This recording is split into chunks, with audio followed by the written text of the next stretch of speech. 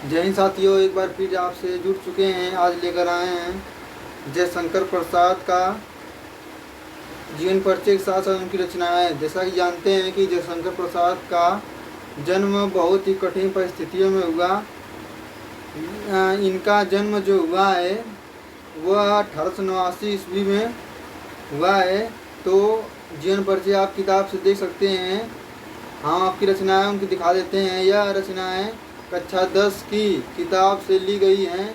तो आइए शुरू करते हैं। इनकी बहुत महत्वपूर्ण रचनाएं हैं, आप इन्हें याद कर सकते हैं, जिससे आप परीक्षा में उच्चतम अंक ला करके खुश हो जाएं। तो देखिए, महत्वपूर्ण रचनाएं जयशंकर प्रसाद का है। महत्वपूर्ण रचनाएं, पहला है नाटक में कौन कौन सी रचनाएं उन्होंने नाटक लिखे। देखिए, 2 गुप्त हैं।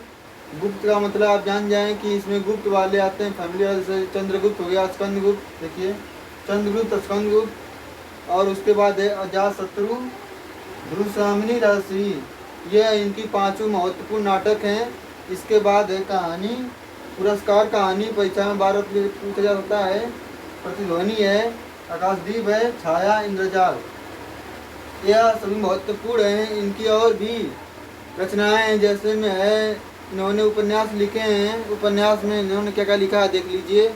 इन्होंने लिखा है उपन्यास में, लिखा है इन्होंने लिखा है उपन्यास में कंकाल, इरावती, तितली, कंकाल, इरावती। जो इरावती है अपूर्ण गया है, अपूर्ण है, अर्थात इनके यह पूरा नहीं हो पाया है। तो ये तीनों है उपन्यास है। इन्होंने नाटक में जो लिखा है अजातशत्रु, राजश्री, विशाख, जन्मेजय का नागयज्ञ, ये सब किताबों में लिखा गया है। और महत्वपूर्ण है, इन्होंने लिखा है काव्य में चलते हैं। इन्होंने काव्य में लिखा है श्रद्धामनु, बहुत महत्वपूर्ण है। कमानी, एक महाकाव्य इन्होंने लिखा है। इसके अलावा इन्होंने लिखा है, एक मिनट देख लेते हैं किताब में। इन्होंने महत्वपूर्ण लिखे हैं काव्य में लिखा है कमानी, अब जानते हैं। और झरना, लहर, आंसू, ये सब हैं।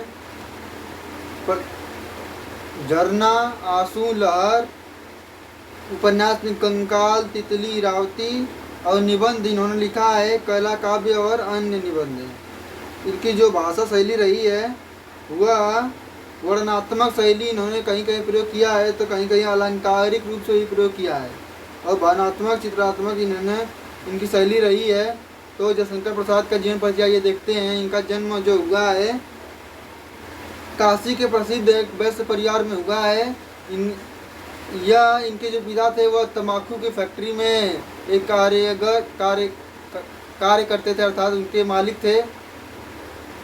इनका बचपन बहुत ही संघर्ष में व्यतीत हुआ। इन्होंने घर पर रहकर ही हिंदी, संस्कृत, उर्दू आदि भाषाओं का गंभीर अध्ययन किया और उसमें महारत हासिल की।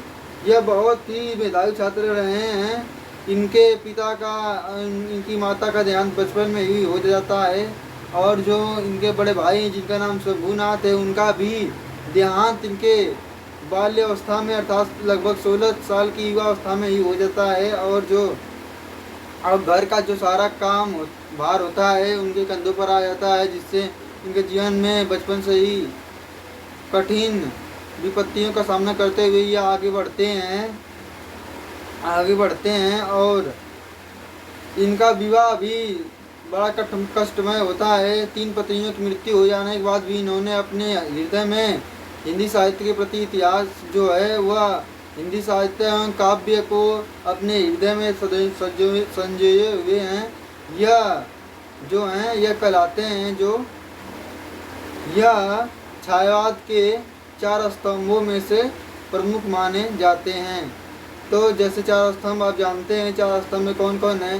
जयशंकर प्रसाद, निराला, महादेवी वर्मा एवं सही समझा राष्ट्रकवि सुमित्रानंदन पंत। राष्ट्रकवि नहीं है, लेकिन प्रकृति के उन्हें सुकुमार कवि कहा जाता है। प्रकृति के सुकुमार कवि कौन है? सुमित्रानंदन पंत, सही समझा। तो इनके जीवन के बारे में हो गया। और देख लेते हैं किताब में क्या क्या लिखा गया है। किताब के बारे में बताते हैं। जयशंकर प्रसाद का जन्म काशी के प्रसिद्ध वैश्य परिवार में हुआ था। जयशंकर प्रसाद का जन्म काशी के प्रसिद्ध वैश्य परिवार में 1900 ईस्वी में हुआ था। कहीं कहीं 1900 लिखा रहता है, कहीं कहीं 1889 लिखा रहता है, तो इससे कन्फ्यूजन ना हो। 1900 नहीं लिखा रहता है, सॉरी 1900 नहीं लिखा, 1890 लिखा रहता है। इनका परिवार सुगनी साहू के परिवार से प्रसिद्ध था। प्रसाद जी के पिता देवी प्रसाद एवं साहित्य प्रेमी थे। 9 वर्ष की जब इनकी आयु लगभग 9 वर्ष की थी तभी इन्होंने एक कविता की रचना की, जिसे इनके पापा देखकर इन्हें बचपन से ही एक महान कवि बनने का आशीर्वाद दे देते हैं।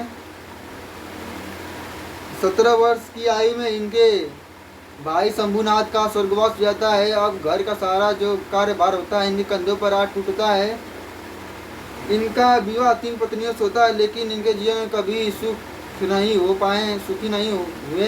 लगभग तीनों पत्नियों की मृत्यु हो जाती है। इनका जो निधन है क्षय रोग से हो जाता है। 1937 ईस्वी में इनका निधन हो जाता है।